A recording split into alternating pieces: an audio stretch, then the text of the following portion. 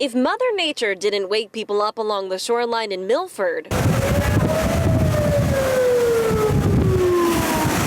the sirens did around 8 a.m. That's when emergency crews gave people a fair warning in low-lying areas like Bayview and Point Beach to get their cars out and get to higher ground before the tide struck. It kind of snuck up on us. I was having my coffee, looked out the window and said, oh my, there's water coming up the street. Joan Kubanek and her husband Steve are counting their blessings. Their street is flooded, but their house isn't. For some of their neighbors, it's a different story. We're lucky we're a 9-inch elevation, so it's going to have to take a little bit more for it to get to the foundation.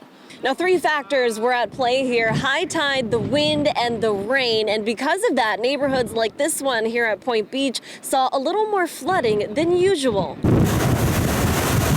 Milford emergency crews say the water rose about 4 feet during the storm, and all of the flood-prone areas were inundated. It brought people from near and far checking on the damage and their homes. I feel horrible about the people whose houses are getting slammed right now. And it's going to cost them, a lot to fix it, and it's a lot of problems.